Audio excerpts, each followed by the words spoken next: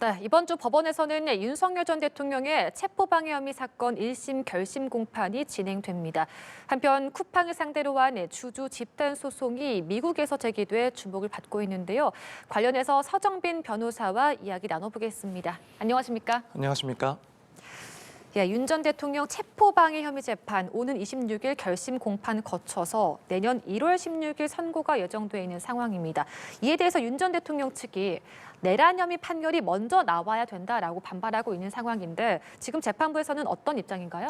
네, 재판부에서는 일단 쟁점이 다르기 때문에 네. 예정돼 있는 그 선고 일정 그대로 진행을 하겠다라는 입장입니다. 일단 윤석열 전 대통령 측의 입장을 조금 정리를 해보면 결국에는 이제 당시에 발부가 됐던 그리고 집행이 됐던 체포영장 같은 경우에는 그 혐의가 내란 혐의인데 지금 비상계엄 선포는 내란이 아니라고 주장을 하고 있는 상황이고 따라서 이 내란과 관련된 재판이 먼저 이루어져야 그래서 그 결과를 봐야 이제 그로 비롯된 이 체포영장이 실제로 적법한지 불법한지 이 부분을 따져볼 수 있다는 겁니다. 그래서 현재 선행 중인 이 내란 혐의 재판의 결과를 지켜보고 나서 이 사건 재판 역시도 그때 가서 선고가 되어야 된다라는 입장인데 일단 지금 재판부 입장에서는 체포방해 사건, 지금 해당 사건 같은 경우에는 이제 공수처의 영장 집행행위를 다루고 있는 별도의 사건이기 때문에 예. 내란 판결을 굳이 선행시킬 필요가 없다라는 입장입니다. 거기다가 이제 특검법상 기소가 되고 6개월 안에 선고를 해야 되는 일정이기 때문에 이걸 고려하더라도 일단 예정되어 있는 기일에 선고를 할 수 있다라는 겁니다.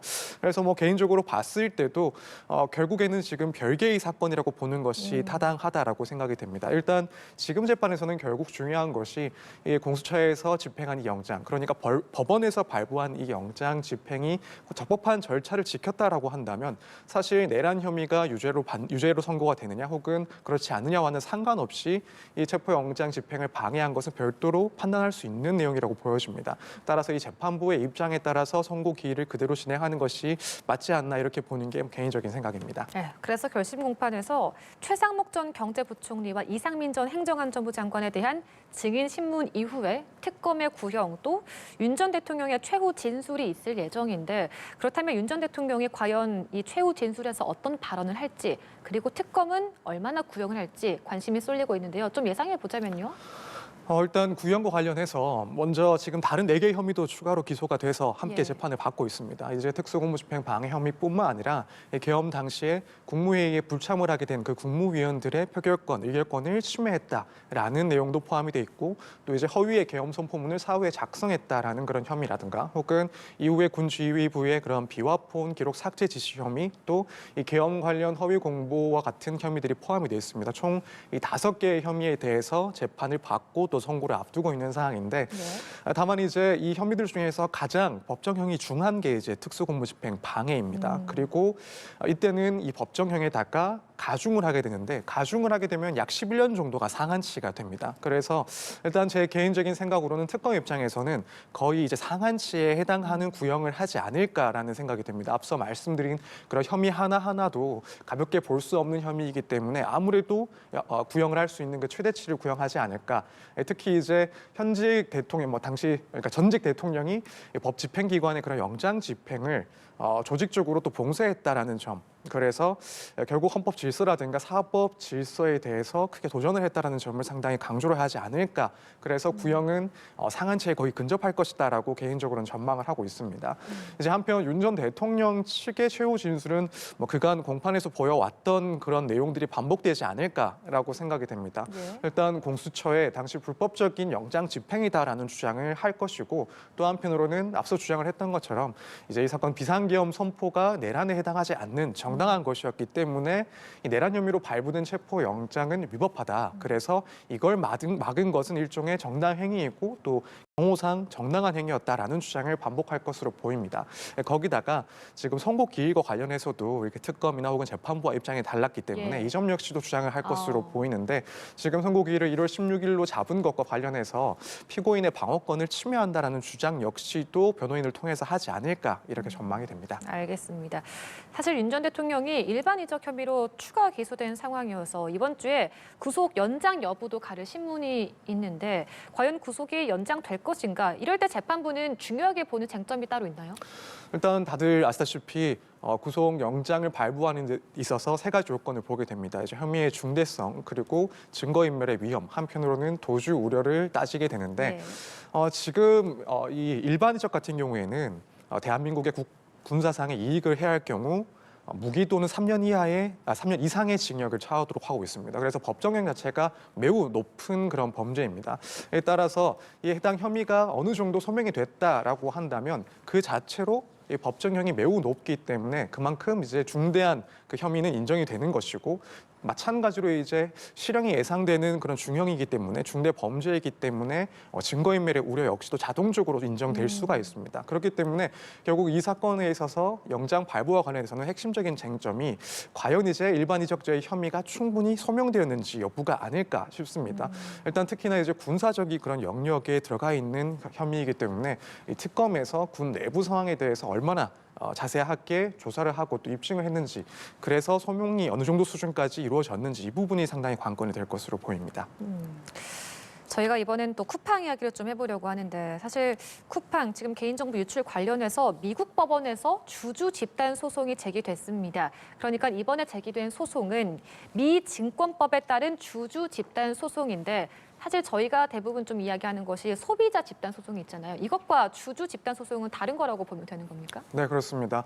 일단 지금 국내에서 계속 진행되고 있는 이 소비자들의 집단적인 소송은 이제 민사 소송에 해당을 합니다. 예. 그래서 일단 개인정보 유출이 된 이 피해 고객들이 그 자체로 인한 손해배상 책임을 묻는 것이고, 또 그 손해배상의 내용은 결국 이제 위자료 상당에 해당을 하게 됩니다. 그래서 내 개인정보가 유출됐으니 고객으로서 거기에 대해서 불법행위 책임을 묻는 형태의 소송입니다.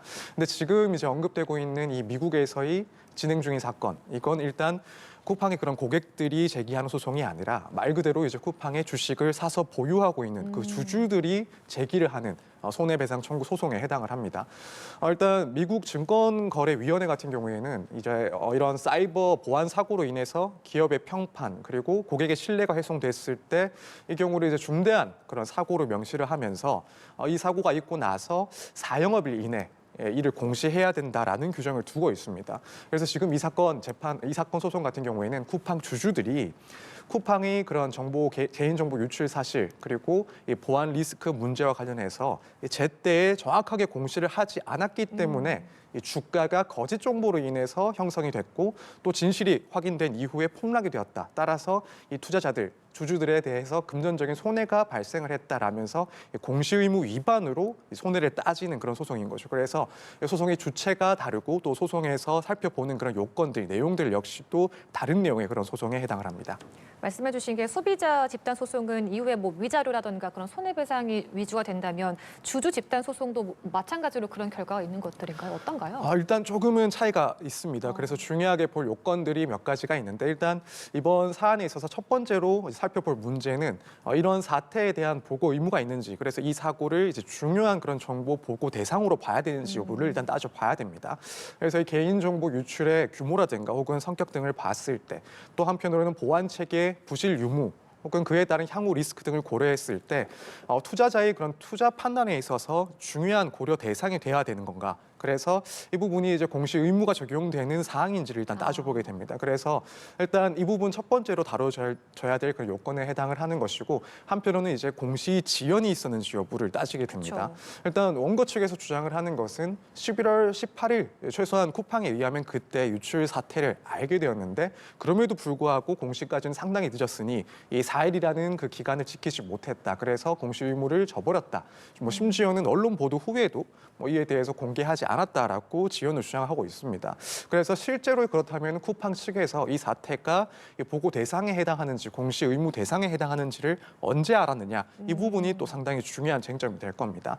이제 그밖에 손해는 그렇다면 어떻게 산정되어야 되는지 여부도 사실은 조금 중요한 쟁점이 될 것 같습니다. 앞서 말씀을 드린 것처럼 뭐 개인정보가 유출된 고객들 같은 경우에는 그 자체로도 어느 정도 손해를 인정할 수 있는 구조가 되는데, 지금 이 사건 같은 경우에는 이런 공시 의무를 위반했다라고 하더라도 그게 실제로 주가에 어떻게 영향을 미쳐서 얼마 정도의 하락폭이 있었는지 이 부분을 입증하는 것도 상당히 일단 까다로운 부분이 아닐까 싶습니다. 그래서 실제 어떤 시점에 어떤 이유로 주가가 얼마나 떨어졌는지, 그 하락폭 중 또 일부 얼마가 이 사건 때문인지를 따지는 것 역시도 상당히 좀 중요한 요건 중에 하나가 될 것 같습니다. 예, 몇 가지 핵심 쟁점들을 좀 짚어주셨습니다. 또한 지금 보도가 나오고 있는 것이요. 쿠팡이 미 행정부와 의회를 상대로 수년간 대규모 로비 활동을 벌여온 사실이 공개됐는데 먼저 이게 어떤 내용인지부터 좀 전해주시죠.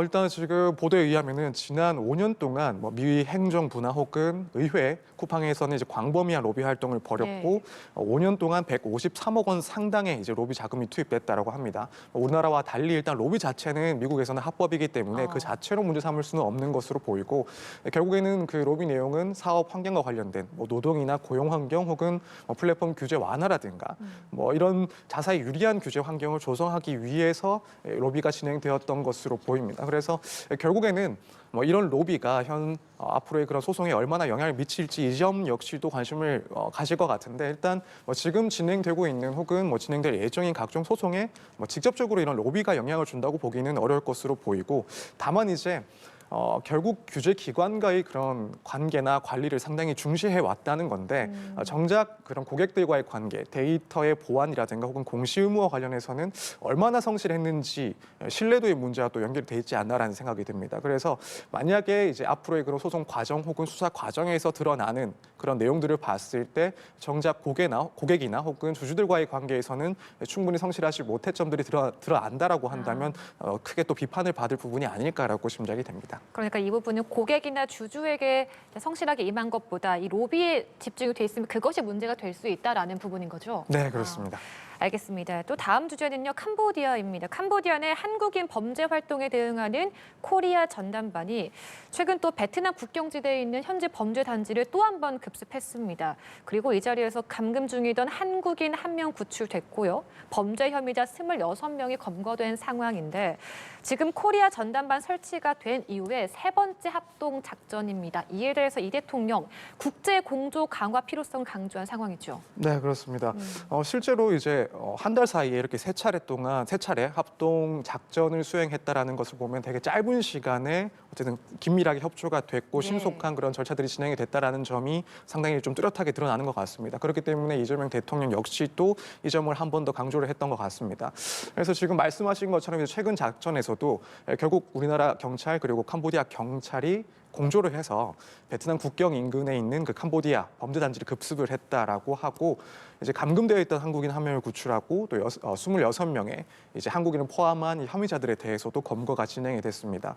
그래서 일단 코리아 데스크 현지 수사 당국의 실질적인 그런 협력 상태가 상당히 좀 원활하게 진행이 되고 있다라는 점을 좀 평가를 해볼 수 있을 것 같고 이런 협력 구조가 상당히 자리 잡았다라고 볼 수 있을 것 같습니다. 이렇게 지금 전담반 출범이 한 달 됐는데 그동안 붙잡은 한인 범죄자가 거의 숫자로 보면 100명에 육박하거든요. 그럼 이렇게 붙잡은 한국인들은 들어오게 되면 어떤 절차를 밟는지 그리고 어떤 혐의로 어느 정도의 처벌을 받게 되는지 법적으로 좀 다뤄주시죠. 네, 일단 이 해당 혐의자들이 곧바로 들어올 수도 있고 혹은 캄보디아에서 수사나 혹은 처벌이 진행된 이후에 또 송환될 가능성도 있긴 합니다. 그래서 일단 캄보디아 형사 절차 대상이 될 수 있다는 점은 말씀을 드려야 될 것 같고 범죄의 중요도에 따라서 또 중대도에 따라서 현지 처벌이 먼저 이루어질 수도 있고 혹은 그 이후에 이제 강제 송환이 될 수도 있습니다. 아니면은 이제 형사 사법 공조를 통해서 혹은 인도 협정을 통해서 일단 국내 수사 기관에서 먼저 인도를 하는 방법도 충분히 가능은 하고요. 그래서 일단 국내 송환이 됐을 때 당연히 이제 해당 혐의들에 대해서 조사가 진행이 되는데 예컨대 지금 범죄 조직으로 활동을 했던 내용들이 보이스피싱이다라고 한다면 당연히 사기 혐의가 문제가 되는 것이고 또 한편으로는 이렇게 해외에서 온라인 도박 사이트를 개설해서 운영하는 그런 혐의들도 포착이 될 수 있습니다. 그래서 이 경우에는 도박 개장죄가 또 포함이 됩니다. 또 한편으로는 이제 사안별로 감금죄나 혹은 폭행죄, 공갈죄 역시도 문제가 될 수가 있고 특히 이제 이런 범죄들 같은 경우에는 조직적으로 이루어지고 활동을 했을 것이기 때문에 이제 범죄단체 조직죄라든가 혹은 활동죄까지도 추가가 됩니다.